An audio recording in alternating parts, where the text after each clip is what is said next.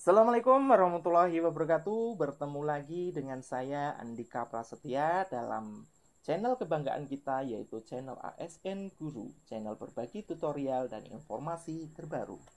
Pada video kali ini kita akan membahas trik dan tips menjawab soal P3K ketika tidak tahu jawabannya. Pada video ini betul-betul full spoiler terkait trik ketika kita tidak tahu jawaban mengerjakan soal P3K. Trik ini hanya dipersilahkan jika dalam keadaan mendesak, pusing, waktu hampir habis, sedangkan soal masih banyak yang belum dijawab dan kinerja otak sudah terporsir. Mengingat pada pengumuman hasil seleksi kompetensi tahap 1 Guru ASN P3K tahun 2021 yang telah diumumkan oleh Kemendikbudristek Dikti hari Jumat tanggal 8 Oktober 2021 pukul 9 WIB, dikatakan bahwasanya teman kita sebagian besar sudah menjadi P3K guru, dan untuk yang belum jangan kecil hati karena di sini di channel ASN Guru kita akan membahas tuntas terkait soal-soal P3K 2021.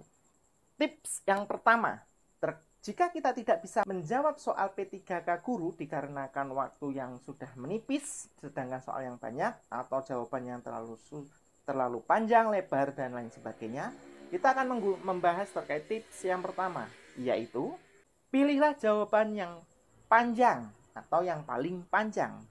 Tips ini berlaku jika hanya untuk pilihan yang optionnya panjang-panjang. Sebagai contoh, nomor 1, seorang pendidik perlu memahami landasan pendidikan. Salah satu manfaat mempelajari landasan pendidikan bagi pendidik adalah A. Memahami berbagai karakteristik peserta didik sehingga memahami peserta didik sebagai pribadi yang unik. B. Menumbuhkan sikap berpikir kritis terhadap perkembangan peserta didik. C. Membantu pendidik dalam menentukan metode pembelajaran yang tepat digunakan dalam situasi tertentu di kelas. D. Meningkatkan perkembangan pola didik dan pola kerja pendidik tentang bagaimana sebagainya pelaksanakan praktek mendidik. E. Memahami berbagai pasal-pasal dalam undang-undang dan peraturan yang berlaku di Indonesia terkait dengan pendidikan. Jika kita dalam kondisi sudah pikiran terposir karena jumlah soal P3K yang sebegitu banyak, trik ini hanya untuk pilihan yang panjang-panjang, berarti kita bisa memilih pilihan yaitu yang D. Karena kita lihat option yang D adalah yang paling panjang seperti itu. Dan ternyata setelah saya cari di Google, meningkatkan perkembangan pola pikir dan pola kerja pendidik tentang bagaimana seharusnya melaksanakan praktek pendidikan. Jadi di sini sesuai dengan option yang paling tepat, jawaban adalah yang D. Contoh selanjutnya, nomor 2. Ingat, trik ini hanya berlaku jika kondisi pikiran sudah lelah, soal yang masih banyak, dan waktu sudah menipis. Trik ini bisa menjadi salah satu kunci kesuksesan Anda dalam mencapai ASN P3K Guru 2021. Soal nomor 2. Dalam melaksanakan kegiatan pembelajaran, guru melaksanakan apersepsi. Berikut ini muatan dalam apersepsi yang benar adalah A. Menyiapkan peserta didik secara psikis dan fisik untuk mengikuti proses pembelajaran. B.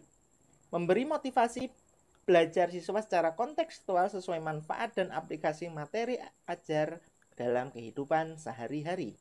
C. Mengajak pertanyaan yang mengait pengetahuan sebelumnya dengan materi yang akan dipelajari. D. Menjelaskan tujuan pembelajaran atau kompetensi dasar yang akan dicapai.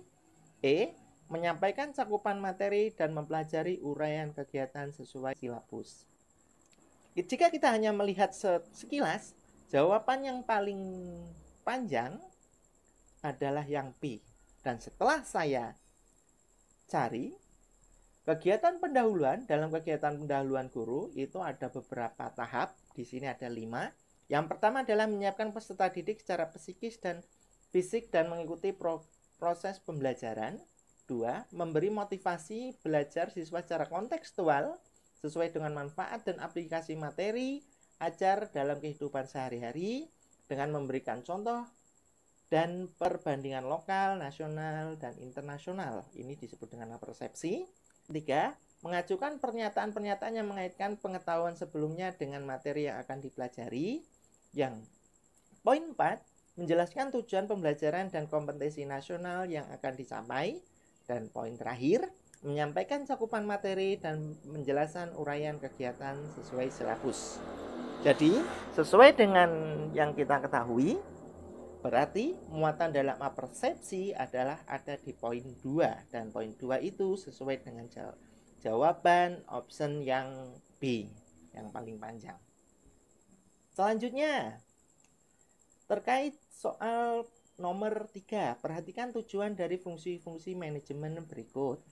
Yang pertama, mengetahui jalannya program. Yang kedua, mengetahui hasil pekerjaan. 3, memberikan motivasi kerja. 4, membagikan pekerjaan. 5, membagikan kemampuan dan keterampilan pegawai. 6, memperbaiki kesalahan yang dilakukan pegawai. Berdasarkan uraian di atas yang bertujuan untuk fungsi manajemen controlling ditunjukkan nomor. Ingat, kita jawaban paling panjang atau yang dominan keluar.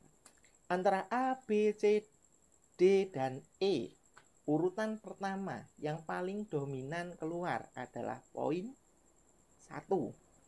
Berarti poin 2 dan 4 di jawaban C dan D salah.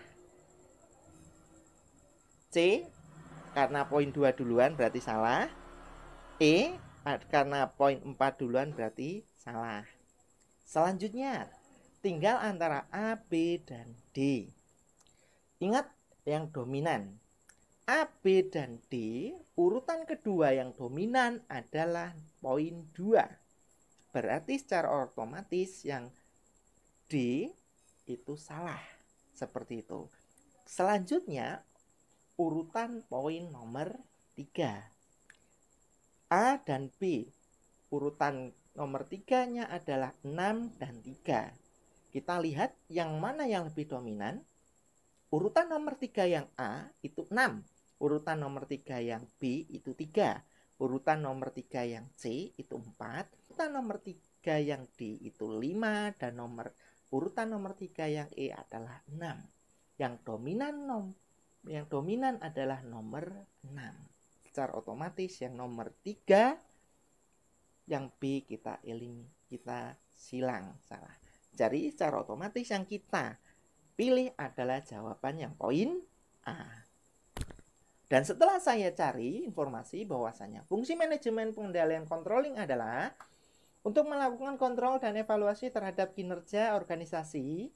Poin ini juga digunakan untuk memastikan bahwa adanya sesuai yang direncanakan, disusun, dan dijalankan dapat berjalan sesuai dengan aturan main atau prosedur yang telah dibuat.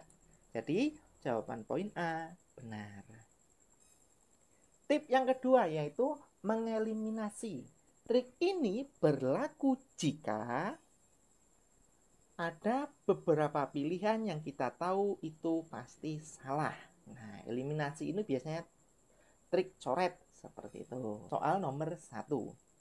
Seorang guru akan mengajarkan mata pelajaran seni budaya dan prakarya untuk kelas 6, yakni membuat brosur. Model pembelajaran yang tepat adalah, yang kini kita tekankan adalah membuat, seperti itu. Bagaimana kalau kita tidak tahu dengan istilah-istilah seperti itu? Kita mengambil inti poinnya saja. Yang pertama adalah discovery learning. Itu intinya adalah pemahaman konsep. Berarti secara otomatis kita coret. Seperti itu. Yang selanjutnya yang kita tahu adalah inquiry terkait penemuan. Berarti kita coret, ada eliminasi seperti itu.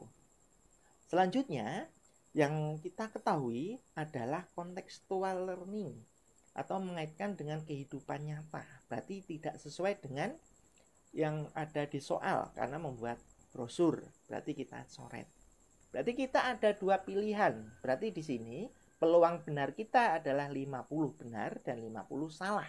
Seperti itu. Kita ketahui bahwasannya project itu terkait proyek pembuatan dan problem itu terkait masalah. Di soal nomor 1 poinnya adalah membuat brosur. Berarti secara logika kita akan memilih, ya betul, project based learning, karena membahas terkait proyek atau kegiatan sebagai media. Dan penjelasan terkait problem based learning adalah pemecahan masalah. Seperti itu. Dan ternyata setelah saya searching di googling, ternyata betul, project based learning adalah metode pembelajaran yang menggunakan proyek kegiatan sebagai media, sesuai dengan inti di soal, yaitu membuat brosur. Medianya berupa brosur. Selanjutnya, poin soal nomor 2. Dalam suatu pembelajaran diperoleh data banyak siswa yang tidak aktif. Nah, di sini inti masalahnya tidak aktif. Maka seorang guru harus mengubah pendekatan pembelajaran yang tepat. Pendekatan yang tepat untuk mengatasi hal tersebut adalah A. Konstruktivisme, B. Kontekstual, C. Saintifik, D. Deduktif, E. Induktif. Kita ketahui bahwasanya konstruktivisme adalah membuat konsep sendiri. Seperti itu. Berarti tidak cocok. Berarti kita coret atau eliminasi. Selanjutnya, induktif adalah keterampilan dalam membuat kesimpulan. Induktif, kesimpulannya di akhir. Berarti kita coret. Selanjutnya, deduktif adalah pakem konsep atau berpikir logis. Berarti tidak sesuai. Selanjutnya, berarti antara kontekstual dan saintifik. Berarti peluang jawaban benar kita ada 50 benar, 50 salah. Kita analisis lebih dalam. Berarti kita menjawab saintifik. Karena kontekstual adalah membuat pembelajaran bermakna, sedangkan saintifik adalah pembelajaran aktif. Sesuai dengan di soal, kasusnya adalah siswa tidak aktif. Berarti jawaban yang paling benar adalah yang C. Oke. Sekian, terima kasih dari saya. Salam hangat, Andika Prasetya, dengan channel ASN Guru, channel berbagi, tutorial, dan info terbaru. Jika berkenan dengan soal-soal P3K, kita bahas bersama. Jangan lupa subscribe, like, dan komen. Akhirul kalam. Wassalamualaikum warahmatullahi wabarakatuh.